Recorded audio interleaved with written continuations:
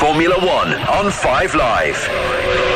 Hello and welcome to the Circuit of the Americas here in Austin, Texas, the Lone Star State. About half an hour from downtown Austin, and the city really embraces Formula One. And the fans are embracing Formula One being in America too. They've been queuing to get into the circuit, and they are ready for our first and only practice session. Yes, it's another sprint weekend. We're getting used to them now, aren't we, in 2023? So a sprint weekend, meaning we've got one practice session and then qualifying later on to set the grid for Sunday's US Grand Prix. And tomorrow, Saturday, that's the Sprint Saturday. We've got sprint shootout and the sprint race, and then of course the Grand Prix itself on the Sunday. So we've got an action-packed weekend ahead of us, and it's spicy hot already. 31 degrees here in Austin.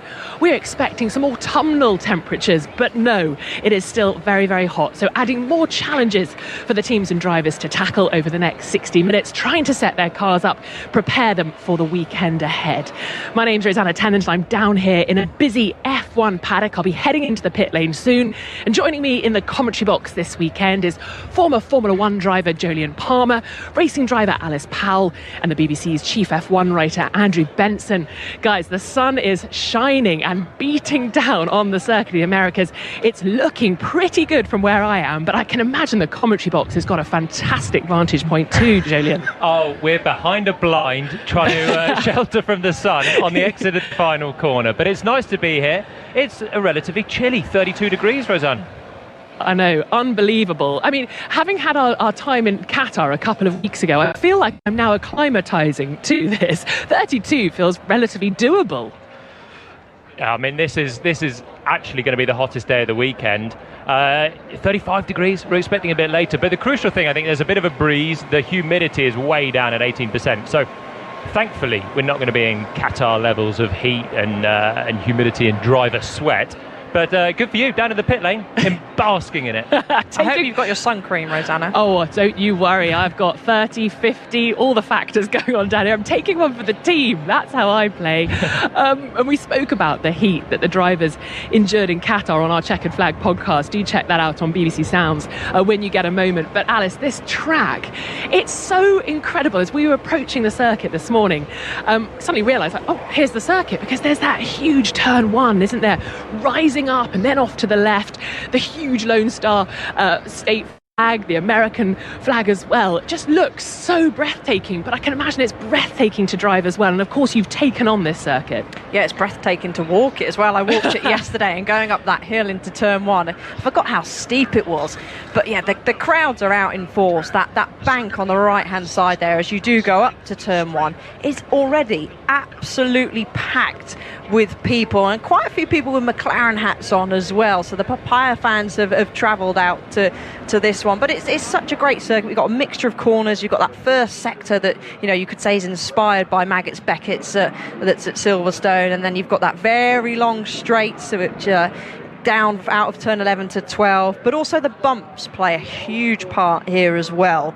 They have had F1 Academy out. I think there's been a Porsche session out, and there's also been a historic session out. So the track has been cleared a little bit, but remember, it's a sprint weekend, so this is their only free practice session to get really dialed into the track. Yeah, a little bit dusty for the drivers. Perhaps normally you'd expect the drivers to hang on a little bit. Some of the more experienced the bigger teams would wait for the more junior teams to go out and clear the track. But I feel with this one practice session, we're going to see action straight from the off. And Alice mentioned a lot of fans here wearing Papaya, supporting McLaren. Of course, McLaren on such a run of form at the moment, Andrew. But we've got some things to look out for in terms of upgrades. Still the teams bringing bits and pieces to their car. A total overhaul for the Haas team, racing on home soil this weekend. And Mercedes bringing a new floor. Is this going to give them the performance they've been lacking, or is it not that simple? Well, we're getting slightly mixed messages from Mercedes, actually, Rosanna. Lewis Hamilton yesterday was saying this was the biggest of the big upgrades they've had this year, whereas James Allison, the technical director, was saying it's only worth about a tenth of a second a lap. But it's a new development direction, a new philosophical direction aerodynamically, which they're hoping will point them in the right direction for next year. And of course, the big question about Mercedes is, do they really understand where they went wrong with this car this year? So I think if this floor doesn't prove a step forward to some degree this weekend, that's going to probably could give them some cause for concern. So they're the ones, although the Haas has the biggest upgrade in theory with all the changes, and AlphaTauri, by the way, has also, they've had a lot of upgrades recently. They've got some more big ones again this weekend. Actually, probably in terms of the sort of overall picture of Formula One, the competitiveness at the front of the various teams, the Mercedes one is the one to really keep an eye on. It's funny, George Russell was being a bit cheeky, almost say facetious yesterday in the media pen, saying, an upgrade? Oh, what have you guys heard? So he was trying to play it down as well. You talk about an upgrade for AlphaTauri. Of course, they've got a different driver in the car this weekend. Daniel Ricciardo is back from that hand injury he sustained in Zandvoort, which seems so long ago now. So great to have the Aussie back on the grid. We've got cars heading out on track, so I'm going to hand it over to the maestro that is the former Formula One driver, and this weekend our lead commentator, Jolyon Palmer. What an introduction, Rosanna. What? I've got to live up to something now. It's a green light at the end of the pit lane, as you say. Loads of cars have filtered straight out, 12 on track. Sergio Perez rumbles out in the Red Bull as well to join the fray, in a slightly spiced up livery on the Red Bull as well, with an American flag on the lower part of the monocoque. Big cheer from the Mexican crowd as he comes out. Kind of a local race for him as well, just over the border, and he'll have his home race next year. And he's got a lot of pressure at the moment, Sergio Perez, in one of the battles we're still looking at this season. Max Verstappen, champion, which was crowned last time out in Qatar, of course. Second place up for grabs, Sergio Perez and Lewis Hamilton, the two men that can fight over it, and 30 points separating them as we come into another sprint weekend. He's got a job on this weekend, hasn't he, as Perez? He's getting down to that crunch time of the season, and he failed to reach Q3 last time out for the 8th time this season. And, you know, people talk about stats. Drivers say you don't really follow the stats. We just want to do as best we can. But he will know, especially he's technically in the best car out there, and Max is just dominated.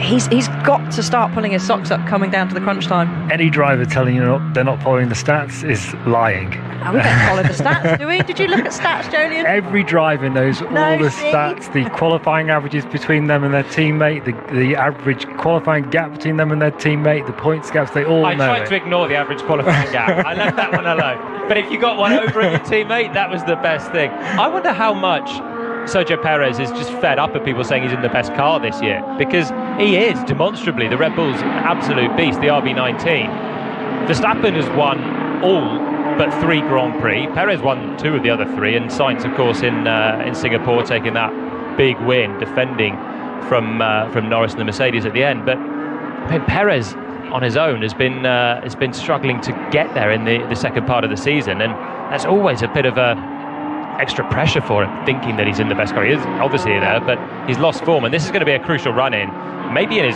possibly his career, to make sure he gets second place in this championship. So that's definitely one story to look out for. Another one is Daniel Ricciardo back in the AlphaTauri, and maybe they're linked, those two stories as well, as Ricciardo starts a flying lap, sliding oversteering through turn 1, back in the AlphaTauri. And are we excited for that? I am, but I feel for Liam Lawson, because I actually thought he did a really good job. You know, his first race there at Zandvoort, and he missed the first free practice session, and that was tough conditions, wasn't it? And it's a tough track. You've got no room for error at Zandvoort, and I thought he did really, really well, and not really driving the car until he had to step in the practice session. So it's a shame to not have Liam back out, because I feel like he was doing a good job. But of course, everybody loves Daniel Ricciardo, and I'm glad to see him back out as well.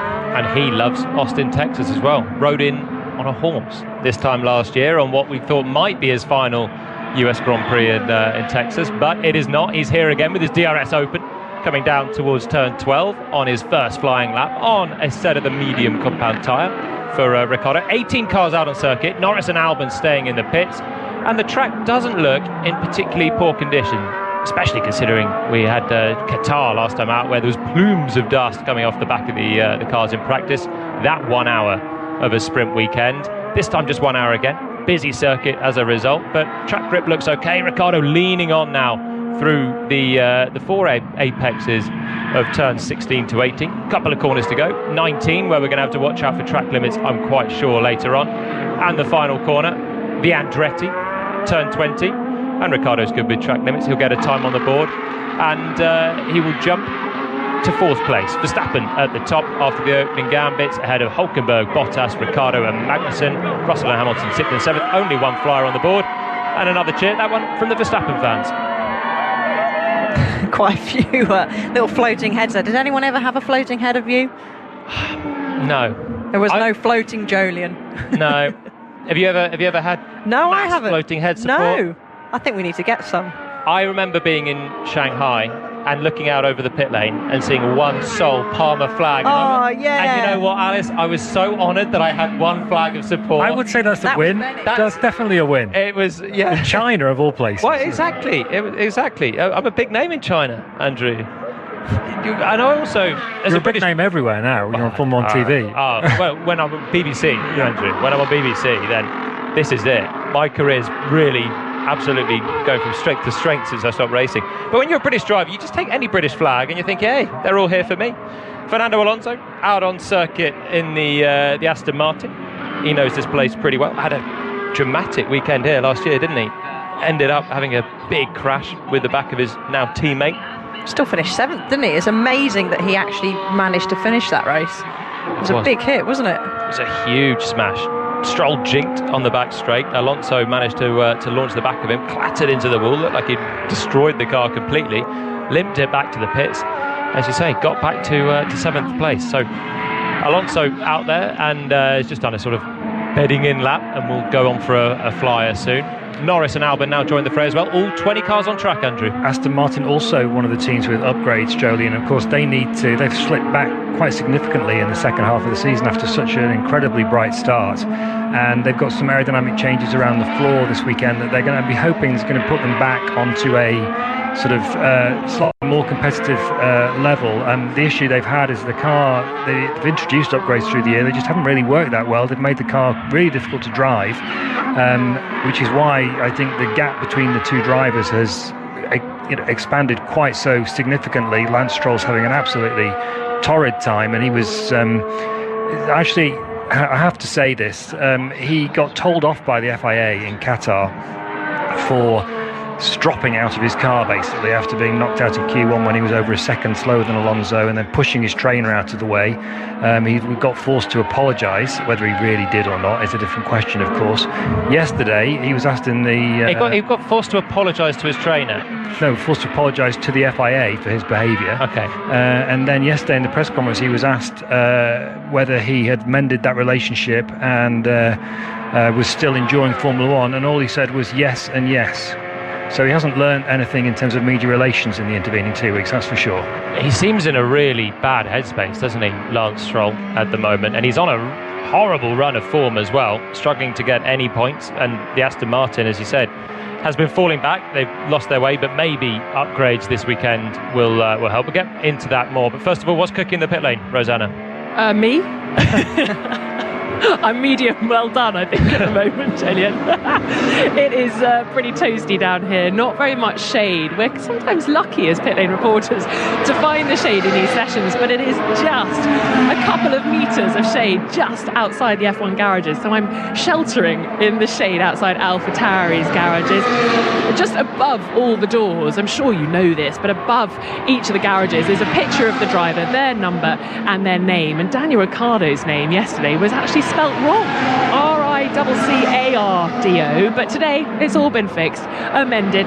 The second I is in there after the double C, so all fine on that side of the garage. And then as I look across to Yuki Tsunoda's side of the garage, I can see Liam Lawson standing at the engineering station, headphones on, sitting next to the engineers and just seeing what's happening during the session. Obviously he'll be disappointed he's not still in that car, but my goodness, as you said, Alice, what a performance he put on while he had the chance. And you're talking about Aston Martin and the delta between Fernando Alonso and Lance Stroll. I actually asked Lance Stroll in Qatar if he was still enjoying Formula 1, so a couple of weeks ago he still had the same answer, and he even had a big smile on his face, Andrew, huge smile, and said yes to me. But Fernando was asked yesterday as well about how he's maybe helping or guiding Lance Stroll, and Fernando actually said, look, Lance has been in some tricky positions. We haven't got his timing right in terms of going out for qualifying at the right time, and he's just had several hits in morale. And I think that's the problem, isn't it, in sport, whether that's football, tennis, whatever it is. if you're having a few defeats on the bounce, it's really difficult to shake that mindset. But I do think the attitude we saw from Lance in Qatar was not pleasant. Hopefully he has sorted out all of the relationship issues there with his trainer. But one to watch for the rest of the season to see how he bounces back from that. Absolutely. He's just coming under more and more pressure, is Stroll, and he could just so do with a result to alleviate that pressure. Sound you can hear is Esteban Ocon coming into the tight left-hander of turn 12 and looked like a fairly run-of-the-mill run wide there. Poor old Lance Stroll, first lap of the session, 1 second slower than his teammate. Oh, Andrew, piling it out from the word go. Oh, that was... Oh my God. Oh, Lando there. I think he didn't see me, but wanted to crash. That's such that fast section coming through 5, 6, and Lando, he did leave enough room, but it looked like he thought, I'll come back across, and very close to a collision there, and you don't want one there, do you, Jolien? It's a very fast section of track. But going back to Lance, he actually had his best qualifying here last year of the season, so he gets on with the track. So maybe we'll just have to wait and see if, he's only done 1 lap, flying lap, so maybe he'll pip up a little bit closer to Fernando later on in the session. Both Aston Martins were very quick here last year, and Stroll ended up in retirement after the contact with Alonso, but Vettel got some decent points, and that's why Aston Martin will be hoping to retrieve some lost ground to McLaren. The sound you can hear is Charles Leclerc in the Ferrari, turning it into the final corner, squeezing on the gas, short run to the line, and Leclerc moves up to the top 9. So with 48 minutes and 35, 34, 33 seconds remaining, the order is Verstappen, of course, out front, 9/10 clear of Lewis Hamilton, Bottas in 3rd, Perez, Norris, Magnussen in the Haas in 6th, Alonso, Piastri, Leclerc and Hülkenberg, the top 10, Russell just outside that in 11th, and the American Logan Sargent in 12th place, just ahead of Daniel Ricciardo. Fastest first sector here for Max Verstappen. The times starting to tumble. Verstappen goes a little bit wide over track limits at turn 12. That shouldn't be an issue in this practice session, but of course it's going to be something to watch out for later on in qualifying and the race. We love a bit of track limits discussions. It goes on and on and on, but this is the sound of Verstappen sliding slightly, heading towards the end of the lap now.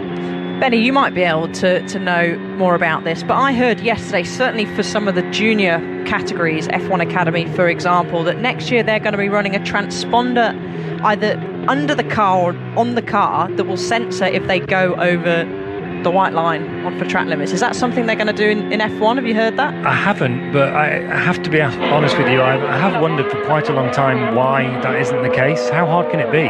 So it's an interesting question, the track limits debate. Verstappen went off again coming towards the end of that lap, did end up improving his best time. He's now a cool 1.1 seconds clear of the field after 7 laps into this one, but he was off the track a couple of times.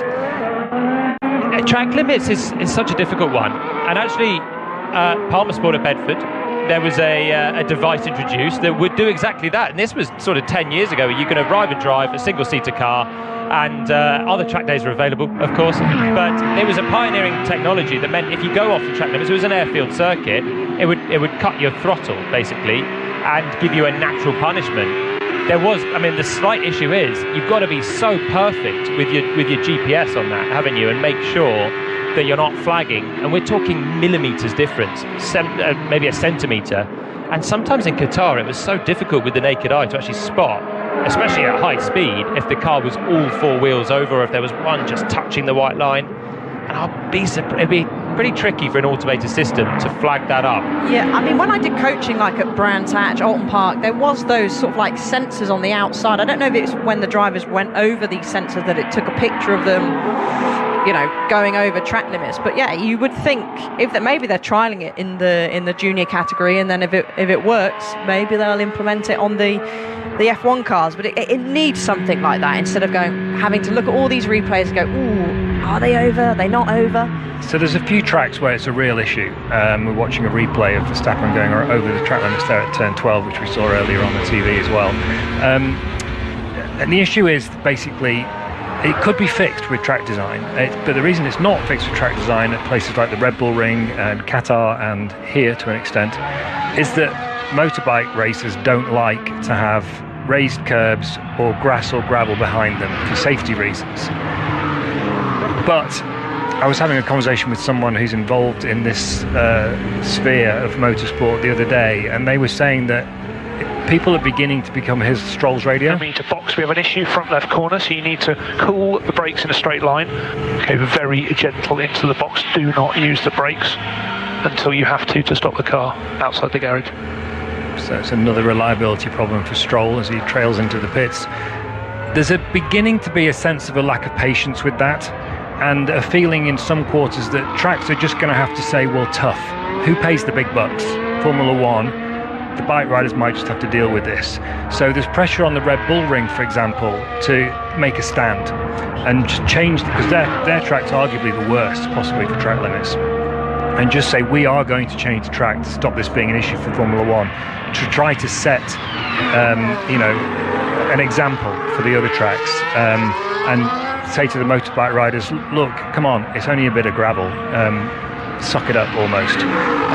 So it's going to be interesting to see whether that develops a bit more momentum, because in Formula One terms, the track limits issue could be fixed very quickly with just a bit of gravel on the outside of the curb, basically. And everyone basically wants that solution as well, apart from the tracks themselves. Well, they used to put the sausage curbs down, didn't they? And it was actually here in 2021 that two drivers on the same weekend broke their backs, so they then got rid of them. But it is, I mean, the simple option is to have more tracks like Zandvoort, where you have got grass or gravel. You're not going to want to drive through that. And it's amazing how few mistakes there are when people don't drop over the track limits there onto the grass. And it's also interesting because it reduces the challenge of the tracks. Max Verstappen was saying in Suzuka just 2 races ago that he was waxing rhapsodic about the challenge of the track at Suzuka. And he says there's not many other tracks in the world where it's this, the challenge is this high. He said, and he immediately mentioned the first sector in Austin. He said that's basically the same as the S's in Suzuka, or very similar. It doesn't quite have the undulations that the S's have, and the banking and the camber and so on, but it's a very, very similar challenge to the S's and Suzuka. But he says it doesn't feel as bad because there's so much runoff, and if you get it wrong, it doesn't really matter too much. I can completely resonate with that, having driven both circuits as well. Both Aston Martins are in the pits. Lewis Hamilton has just matched Max Verstappen out front, and he's improving again on this lap. But Rosanna, what is going on? We saw Stroll come in, and Alonso also has only done a few laps. Yeah, both cars in the garage. We heard on the radio, didn't we, Lance Stroll being asked to come in because there was a problem with the front left.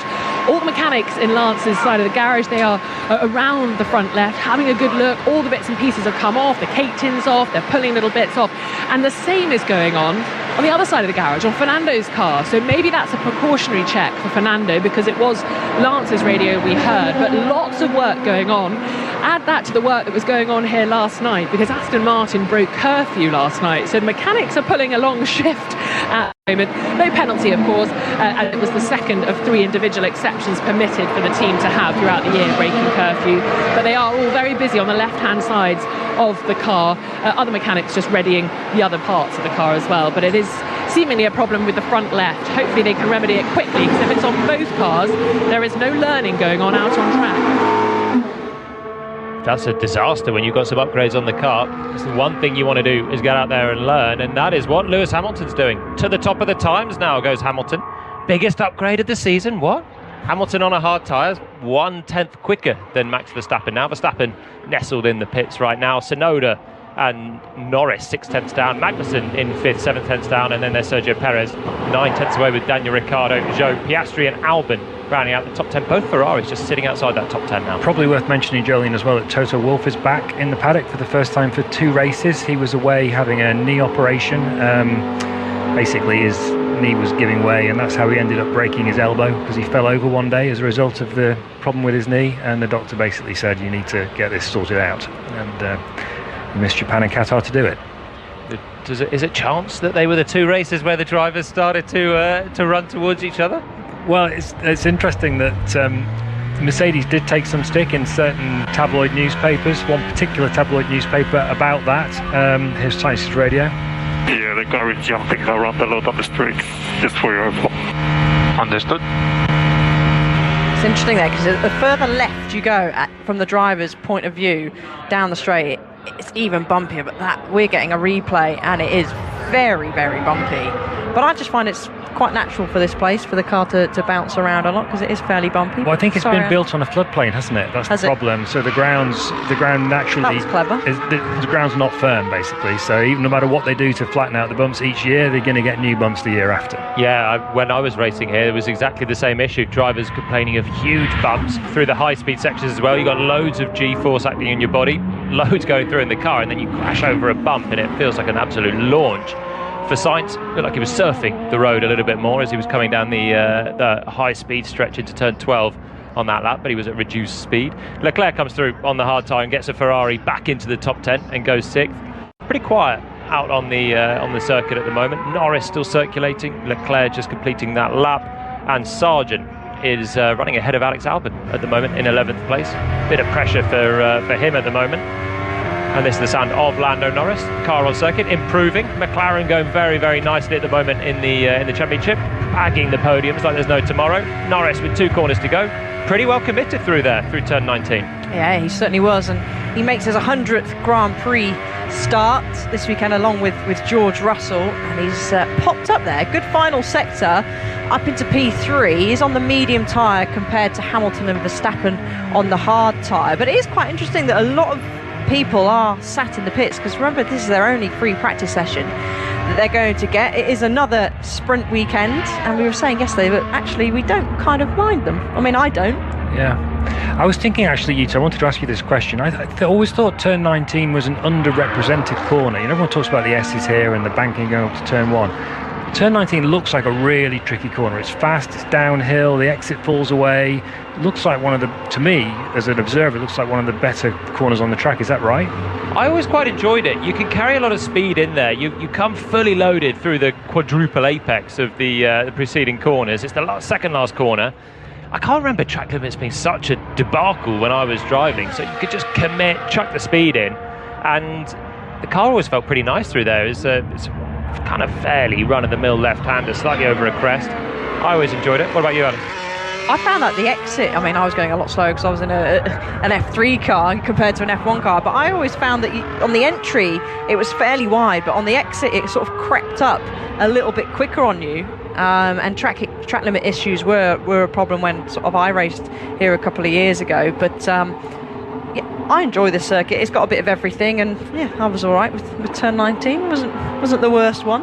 It's a really nice track in general, though. I think this is one of the circuits that's come on the calendar in the last 11 years now, and it is a really nice flowing track. They took parts of different circuits and put it into this one, and you already mentioned, Alice, in Maggots and Beckett's, you've got that basically through turn 2 through to turn 6. Most of the first sector is taken off one of the legendary sequences of corners at Silverstone. You've got the old sort of turkey turn 8 through the right-handers. It's a little bit more open than that, a little bit easier. And then you've got probably the least driver-loved sector is the middle sector. Long straight, but that is at least your chance to go racing, have some overtaking. And the corner after the tight left-hander on the back straight, that was always a real fiddle. I think that's probably the most technical section on the circuit. Yeah, no, I agree. I certainly agree. And we still haven't got many cars going out on track, have we? It's fairly quiet. The crowd is watching on. Track temperatures creeped up a little bit. As that sound you can hear is Logan Sargent now, who again is another one. We spoke about Perez, but I think Logan really does need a good weekend, doesn't he?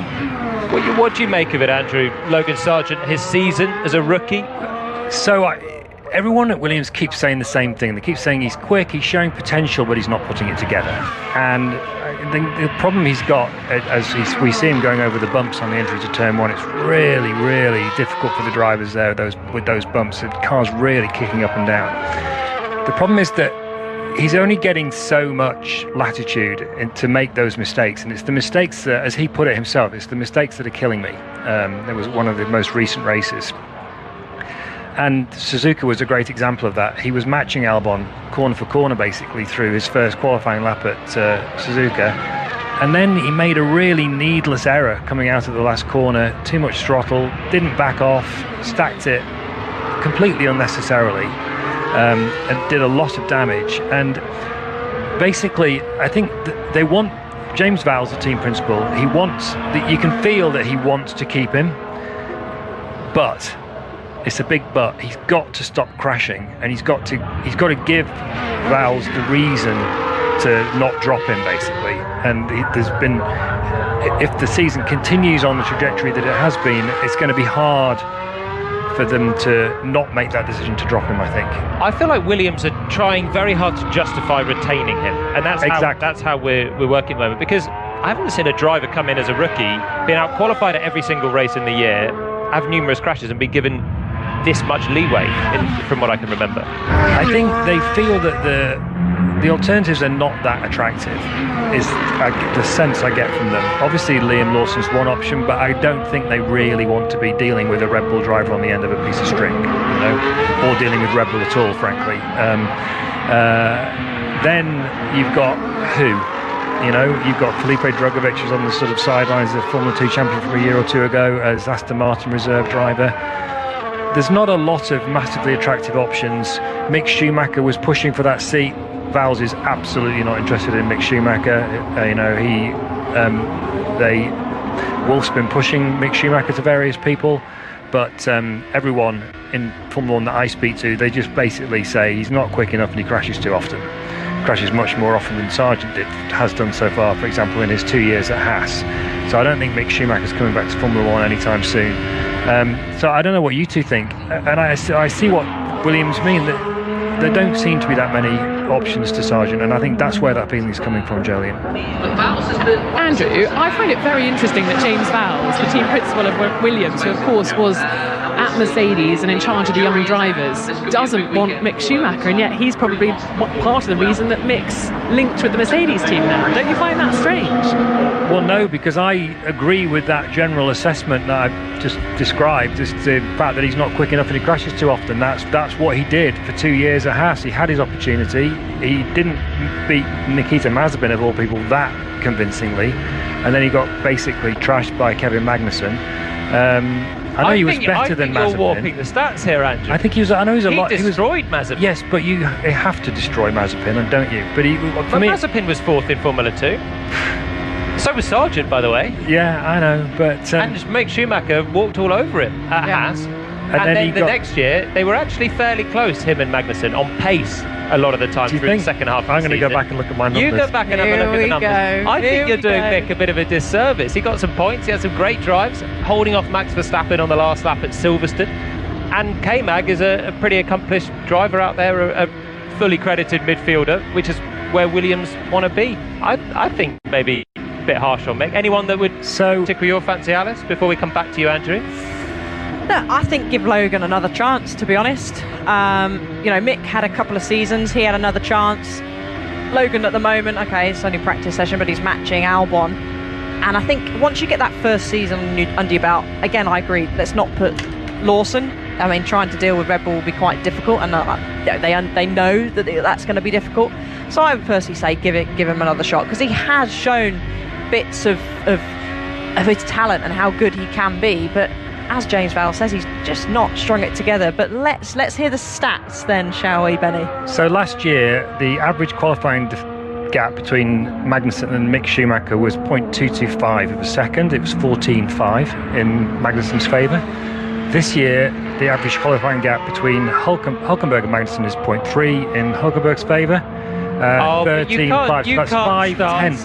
Mick Schumacher's 5 tenths slower than Nico Hülkenberg on that basis. So where does that put me compared to Alex Albon? Oh, I don't know, because that's a different driver, isn't it? It's always tricky to compare apples with pears, though, isn't it? Alex Albon is out on circuit, and he's had a big slide coming through turn 12 and managed to save the car, but back off. Turn 12 catching out quite a lot of drivers so far today. He properly clobbered the curb, didn't he? Those orange sausage curbs on the inside, they're not small. Certainly would want to hit them going through that real fast section 3, 4, 5, 6. But you can actually see on the replays that we're getting how the F1 cars are sort of digging into the track going through that first sector now, as Kevin Magnussen is firing up the car. The mechanics peeling off the tyre warmers. The car goes down on wheels on the ground, and he'll be making his way out. But he's sitting there now, currently in 5th place on the medium tyre, 7/10 off. Have you got the Mazepin? So what it says about you, I'll come back to Mazepin. No one cares about Mazepin. What it says about you, Jolyon, is that you were ill-served by Renault in 2017. Oh, okay. Well, we'll all agree to that conclusion. You and Kev were pretty evenly matched, weren't you, through 16, and he's only 3/10 off Hulkenberg, and I seem to remember you were a bit further on average, but you had some bad luck that year. So, and we'll move on that. We'll move on. It's it's taken you 6 years, Andrew, but we're there. 2023. I'm glad you two are friends now. So Magnussen actually is having a great run here. Haas with upgrades as well, whilst we're on the topic, and running in 5th position so far. And there's still big money, big positions to play out in the lower reaches of the top 10. Williams 7th in the Constructors, 7 points clear of Alfa Romeo now, who double pointed in Qatar, 8th and 9th for those two drivers. Zhou benefiting well from the track limits debacle from everyone else in the lower reach of the top 10. Haas now 9th, and AlphaTauri trying to sneak up on them in 10th. There's still big weekends for them, isn't there? Yep, there's a lot of weekends with the triple header that's coming up.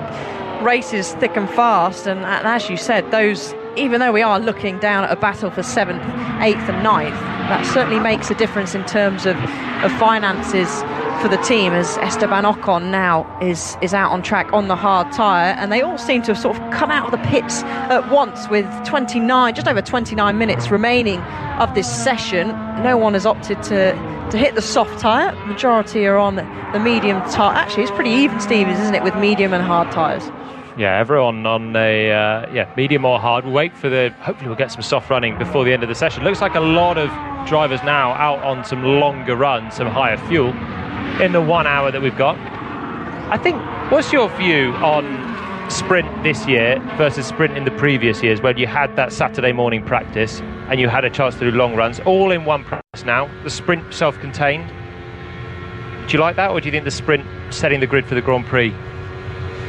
I mean, I like the lack of practice sessions. I think it makes it quite more interesting, but I always still get confused with, wait, what quali have we got later on? Is it, it's the one for the Grand Prix? Oh no, is it the one for the sprint? No, it's the one for the Grand Prix. So I still get a bit confused with that, even though we've had how many sprints so far this year? I can't even remember. Yeah. Look, it's not about what I like, Jolyon, is it? I think you can see the argument for both approaches.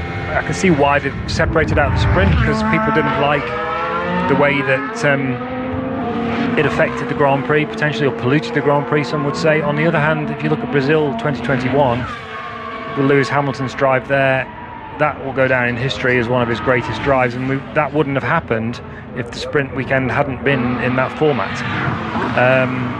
So, yeah, I don't know. I mean, I don't really feel strongly either way. Marvellous. Alpine out there trying to improve, and Esteban Ocon still sliding on his hard tyres on that last lap through turn 12. Pierre Gasly now launching into a flying lap, 19th on the times as well, 2 seconds down on the benchmark, still set by Lewis Hamilton. So the order, to recap, 27 minutes left on the clock, is Hamilton, Verstappen, Norris, separated by just 2 tenths. Then it's Tsunoda, Magnussen, Leclerc in the Ferrari, ahead of Perez, Ricciardo, Zhou, Piastri in the top 10.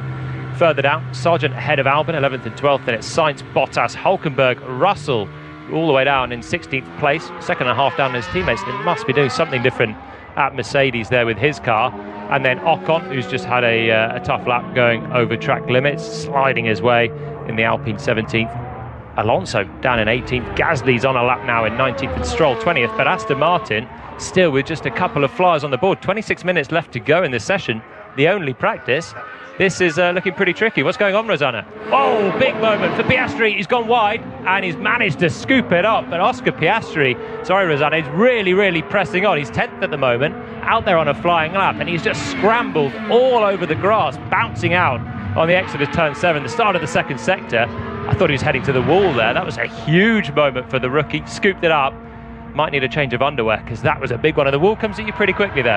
It does come up, and it's really dusty. We saw the dust plume kick up as well as the mud, so he's probably taking some very deep breaths going down this long straight into 12, but well gathered there by Oscar. A huge moment. Such an impressive rookie. He's been the talk of the town for the last couple of weeks. The last thing he wanted to do was to bin it in this first and only practice session. What happened then, Alice? So it looks like actually 9, isn't it? He goes over and he runs a little bit wide, goes over the crest. Does he kiss the sausage curb there on the outside? It sort of kicks the car into a little bit of oversteer, and he runs ever so wide. We're getting another front-on shot now, and it really kicks. I tell you what, he's gone left, right, and he, either that's luck or serious skill. He's going to say serious skill. Does he? Yeah, just kisses that sausage curb, and they are quite violent on the inside there, and does a really good job of gathering his car and gathering his breath as well. That rear end was doing the samba as he came over the exit of turn 9 there. So he's gone wide, kept his foot in, sort of caught the moment, and then got onto the grass, and that was on the lock stops both sides, on the left and on the right. Steering wheel just doing as much as he could, but crucially kept it out of the wall. So Piastri will fight for another day. Lance Stroll, it seems, is not out there at the moment, Rosanna. So what is going on at Aston Martin?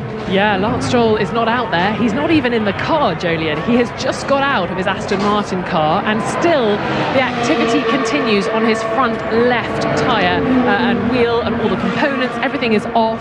They've got an issue with brake temperatures, that's what we're hearing, on both cars. But as I came up to the Aston Martin garage, Fernando Alonso was heading out. So it seems like they may have fixed it on that side of the garage, but problems still persisting for Lance. So he's out of the car as things stand. I'm going to try and find out a little bit more as to what is going on and why the delay is so much longer on Lance's side.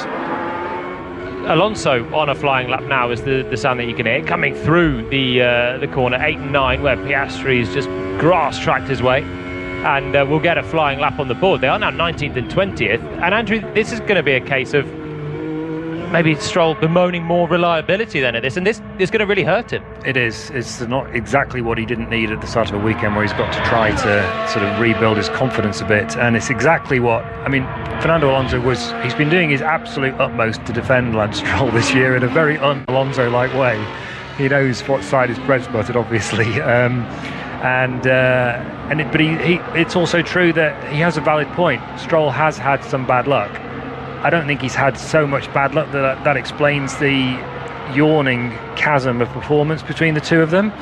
But maybe I'm wrong on that. Maybe it is much to do with that. And his dad as well, hasn't he? Lawrence Stroll has been sticking up for Lance and saying actually he's been quite unlucky, and he's certainly unlucky in this session. But he's only done 5 laps, so if he's only done 5 laps and they got a brake temperature issue, then that's quite a big issue really after only completing a handful of laps. Alonso comes across but actually doesn't improve his lap time either. Was way wide of some apexes in the middle sector. If his dad wasn't sticking up for him, there'd be a problem, wouldn't there? To be fair, for Lance. Still going, and he's facing a lot of questions from the media, but again, when you've only got a couple of laps in practice, the expectation reduces as well. And Aston Martin, for all their hope of moving the car forward, with 22 minutes left on the clock now, this is looking like it's not going to go too smoothly. Waiting now for hopefully some soft tyre runs. It's actually quite a busy circuit, but no one improving too much. Carlos Sainz getting into the top 10. Hamilton still top of the times with that early run. 15 laps on the board for him, 16 for Verstappen. This is the sound of Sergio Perez, who's getting another dose of support there from the crowd, coming through the final couple of corners. Got a Ferrari running just ahead of him, but the Ferrari shouldn't be blocking him. And Perez on what appears to be a bit of a long run at the moment, so that's why we got a bit of a lull from more of the major players. They're checking out the bit of tyre life.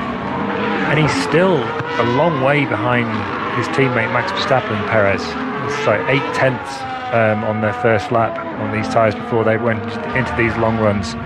So Christian Horner's been, in a quiet way and in a not particularly direct way, he's been sort of increasing the pressure on Perez, saying they need him to get back to where he was earlier in the year, and he's already looking forward to next year as to that reference to need. And I think that word need from Horner should not be underestimated in terms of its importance and potential consequences for Sergio Perez. Sergio Perez having a bit of a reset since Qatar, I think, Andrew, heading back to Milton Keynes to the factory with Red Bull and sitting down and looking through all the setups that they've had over the past few races, having a long stint in a sim, trying to establish what the problem has been. And he said, we've been going the wrong way with setup. You sort of think, well, look across the other side of the garage, mate, and just copy-paste. Wouldn't you, Julian? It's easier said than done, though. It's obviously they'll be looking at the other side of the garage, and Perez struggling to find his form, and that's the first thing you do. And in fact, they were doing that already last season, trying to find some form. But then you start actually sometimes making the situation worse when you move your car towards a setup that doesn't suit you, and you can't drive in that way, and it can be a bit of a vicious spiral, I think, for him. Well, every driver's driving style is different. You know, everyone. There's so many different ways to take a corner, and one setup might suit you, Julian, but it might not suit me. So it's quite easy to copy and paste. But we've got a new leader at the top of the times, and that is Lando Norris. He's jumped up 1/10 clear of Lewis Hamilton. He is on the medium tyre, of course, as we've just got over 19 minutes left of the session.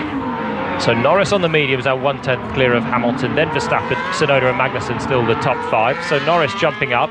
McLaren obviously doing a slightly different run plan. Piastri almost binning it into the wall. That was definitely not him on a fully laden McLaren either. So McLaren running a little bit lower on fuel at the moment. Norris and Piastri very evenly matched at the moment on one lap pace. Lando was very harsh on himself in Qatar for throwing away what he thought was at least a sprint pole, maybe an actual pole. Are you seeing a bit of spice between them at all, or do you think they're still happy families there at McLaren? I think Norris is feeling the pressure a little bit. He's even said, I'm not enjoying it. He's used that phrase, the pressure, the pace that Piastri's managed to produce this year. It's an interesting dynamic, as it is between any teammate, between any set of teammates where an established driver comes under threat from someone else. At the moment, I think where Norris is particularly annoyed with himself is that he's still got the edge on race pace. He's still able to manage the tyres more effectively than Piastri is. And you're seeing that in races quite a lot. There's a quite regularly an offsetting pace between the two of them where there isn't in qualifying.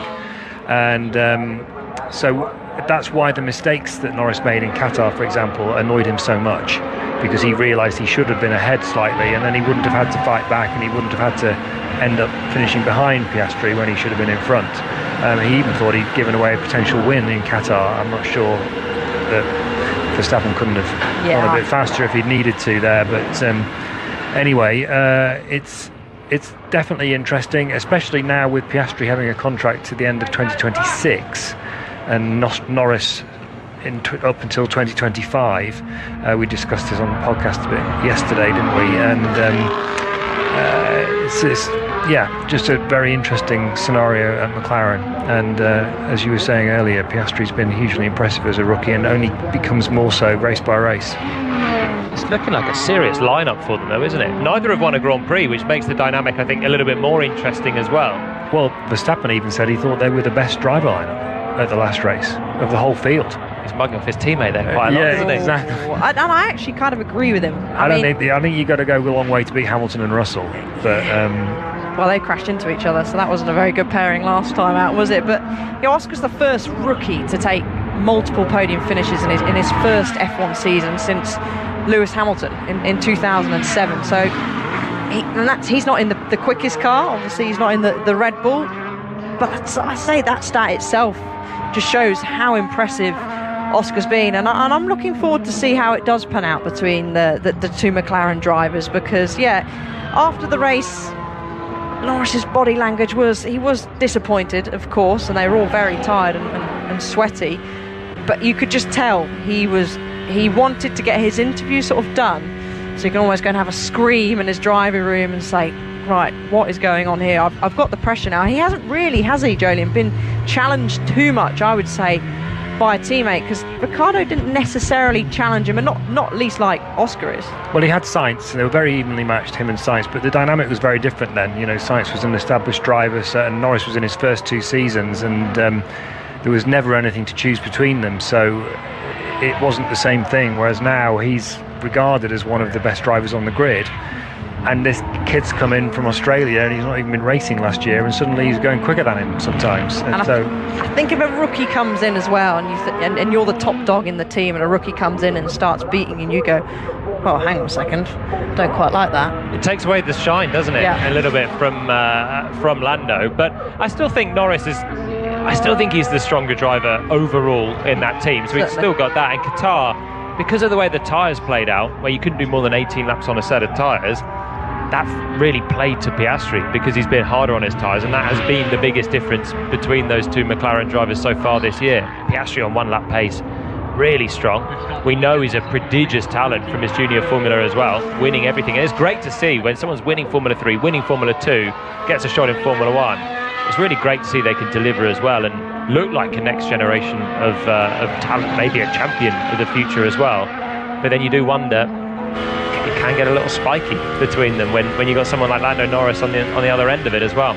It's great for us. And I think that Piastri will get a handle on the tyres thing. I mean, it's in a way that perhaps Nico Hulkenberg, for example, still maybe hasn't, some would argue, after 10 years or so of his career. But Andreas Teller, the team principal at McLaren, one of the most striking things he's been saying about Piastri is how well he learns, how self-reliant he is in his learning. You know, in the car, even during a run, you can see him, you know, on one lap, something won't go quite right in one part of the lap, and then he'll have to cool lap to recharge the battery and the tyres and everything, and then do again, and then the next lap you'll see the improvement already.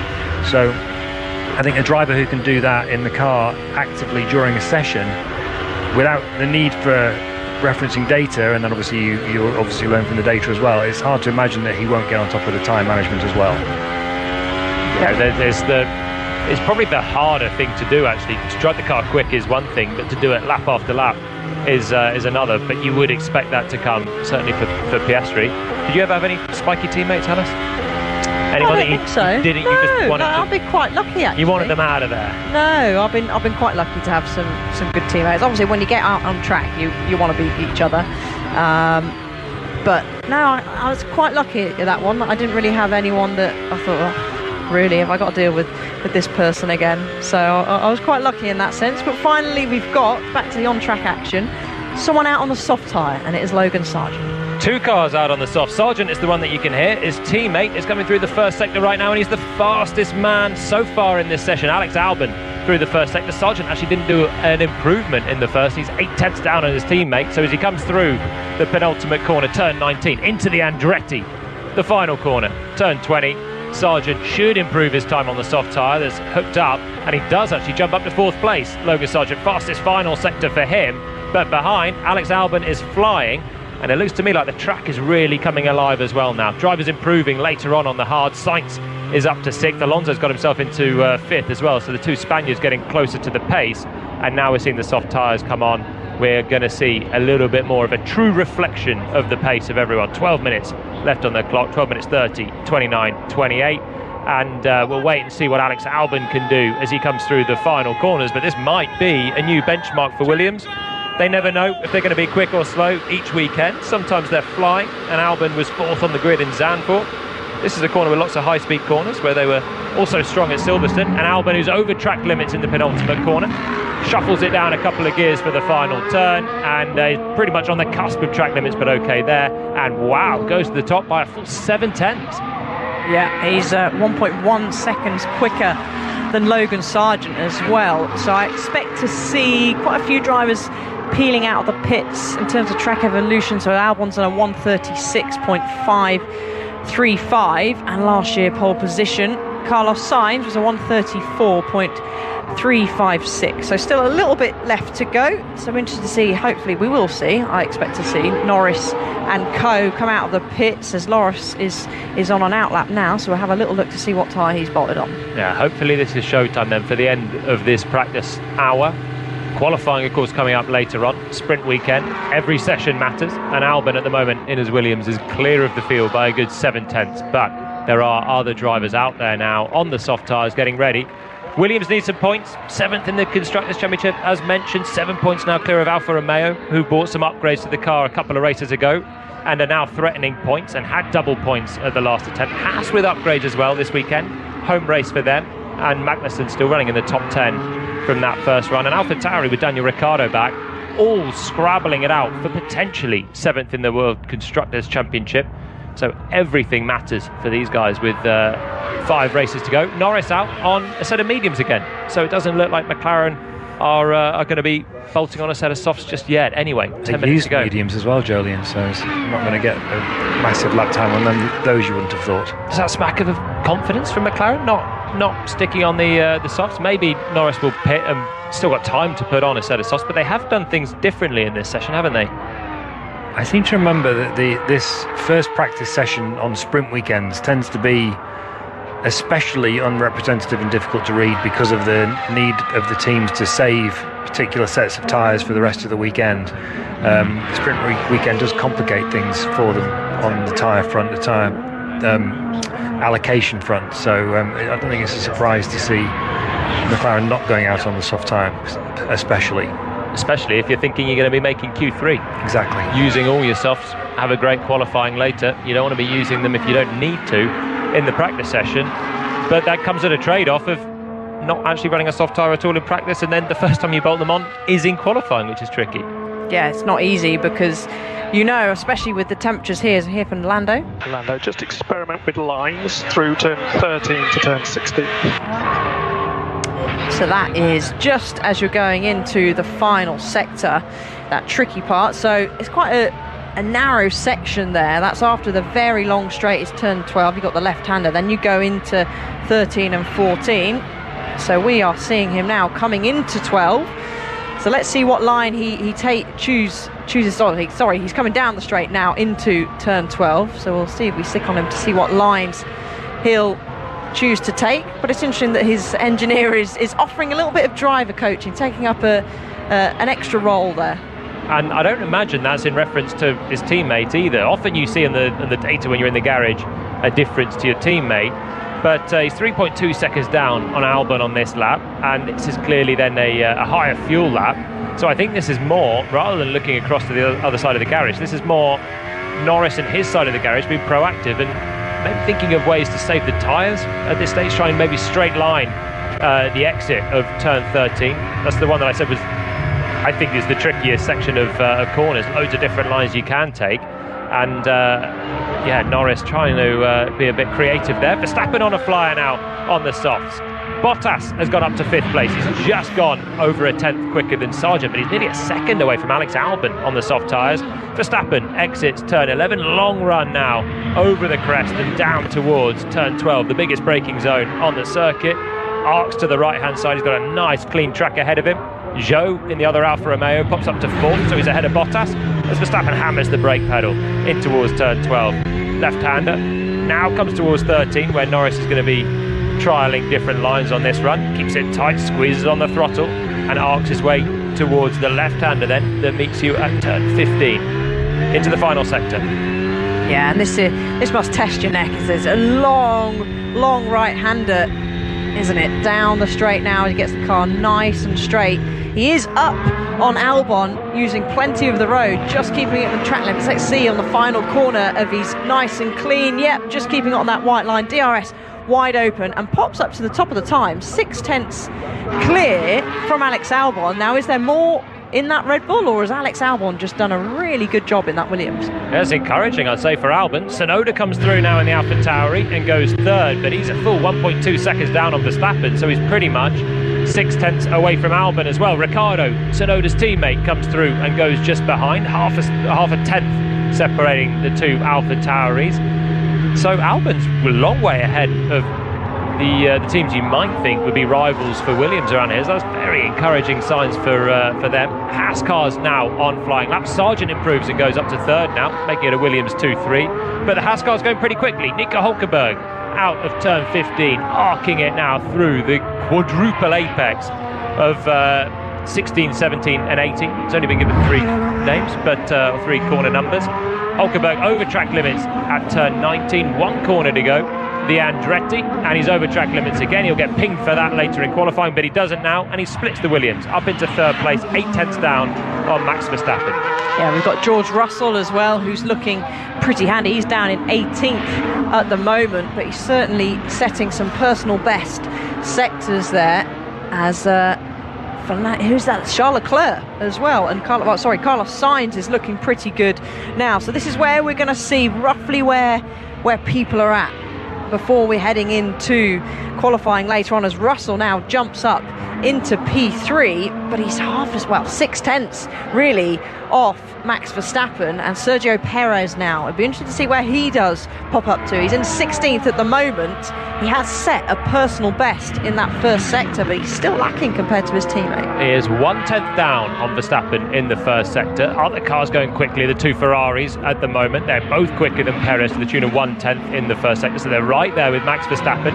Perez now on the back straight, really long straight, building up the speed towards 200 miles per hour, which he doesn't quite hit before he hits the brakes for the left-hander. Now we're into the low speed, and Perez, with half a second gap between Verstappen and Magnussen, will really be aiming to get his way in there, and his middle sector's not too shabby. He's got a bit of traffic though. Two Alfa Romeos in the way. Yeah, that won't have put him off too much, and Charles Leclerc as well now.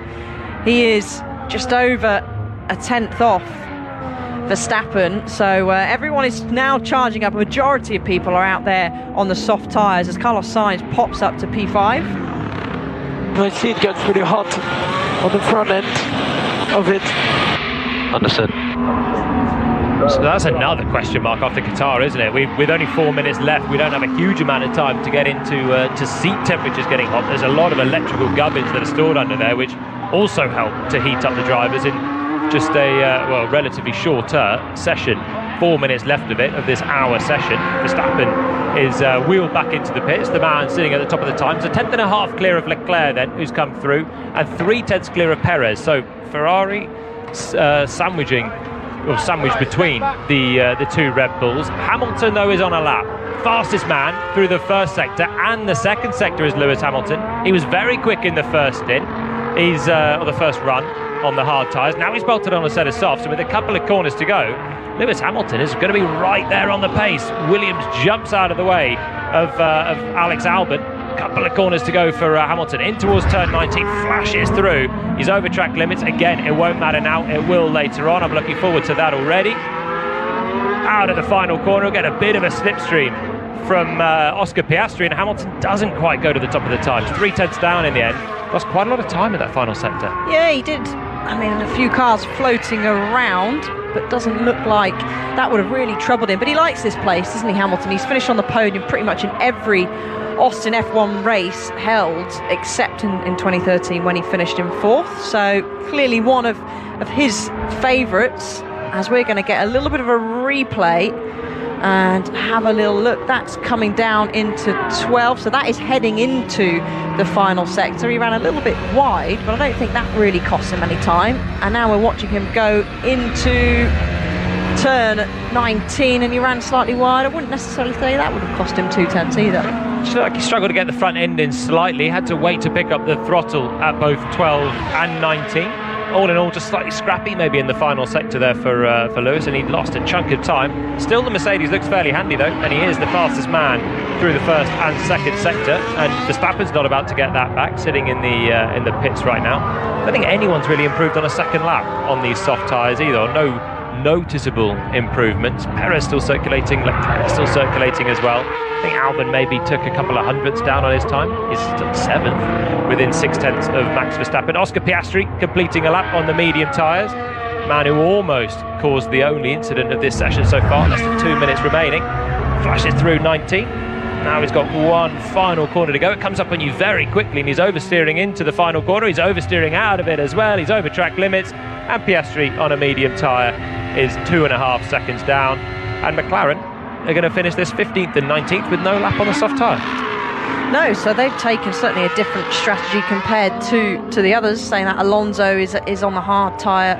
Stroll, he's not been able to set a proper lap, but that McLaren didn't look particularly nice, did it there, Jolien, through that final sector? Just as Oscar was starting to wind the lock-in, the rear of the car skating over the surface out of or into turn 20, so I'm sure he'll be on the radio giving some feedback, even though his feedback and he'd be angry, I can't imagine him raising his voice. He's always so calm, isn't he? Even when he won the sprint race, he was so calm and chilled, so very chill. We're going to see a replay now of Lando Norris.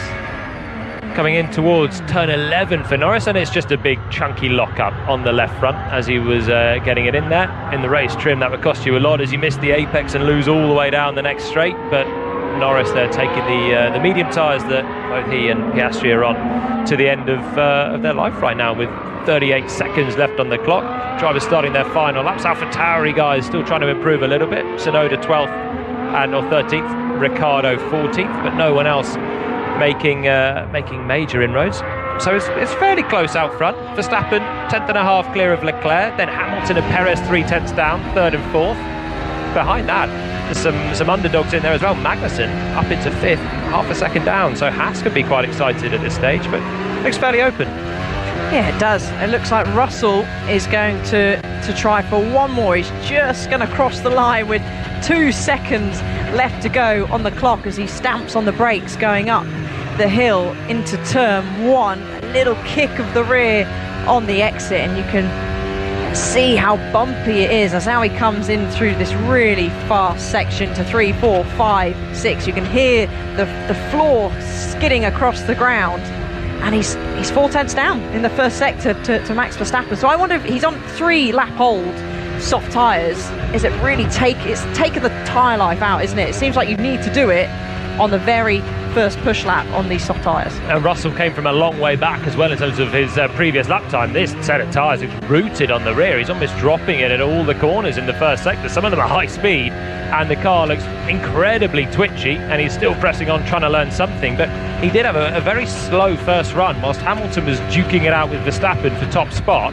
Russell was down there in the bottom 5 and a mile away. So when you put on the soft tyres, it's difficult to find 3 seconds. It's a lot easier to just try and find a little bit in each corner. Leclerc still on a flyer as well. He's actually just done the fastest first sector of anyone on this final lap, so the checker flag is out, and we'll see if the Ferrari man can pitch the top spot. Coming through the turn 15 corner now.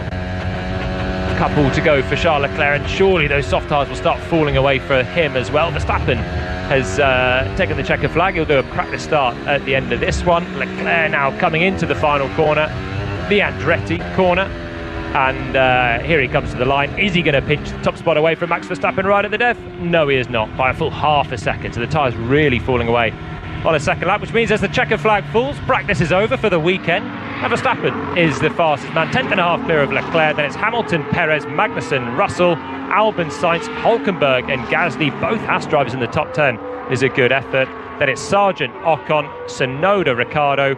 Norris didn't run a soft in 15th. Then it's Zhou, Bottas, Alonso, Piastri and Stroll, who barely ran at all, Rosanna.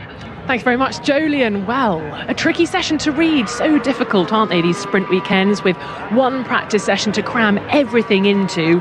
But can we take anything away? I mean, almost, yes, granted, Max Verstappen fastest, but in terms of the battle behind, who are you gunning for this evening during the qualifying session, do you think?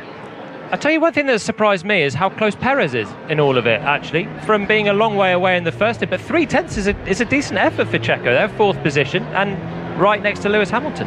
Yeah, just behind Lewis Hamilton and Charles Leclerc. So the battle as well between Ferrari and Mercedes could be rumbling on, of course, all important in the Constructors' Championship.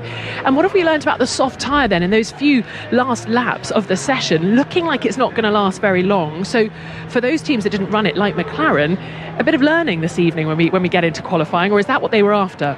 I mean, I'm kind of surprised they didn't run it, really, to get sort of a taste and a flavour, and not just for the data and tyre data, but also for the drivers to see how the tyre reacts. But it's looking like, Rosanna, that you've got to do it on your first push lap.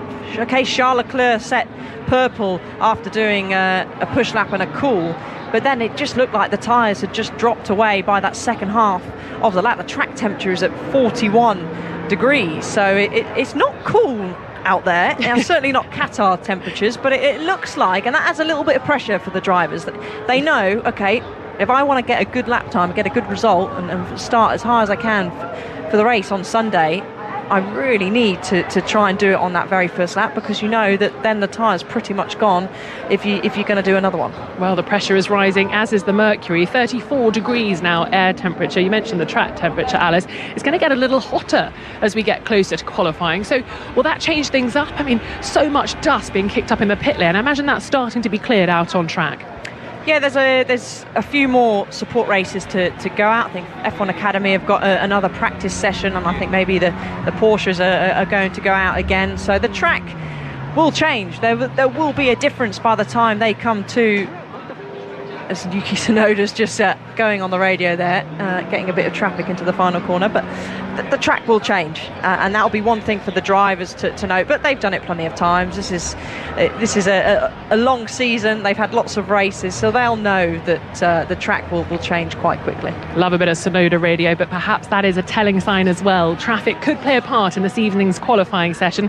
Thank you to Andrew Benson, Alice Powell and Jolyon Palmer, our lead commentator, for talking us through the one and only practice session.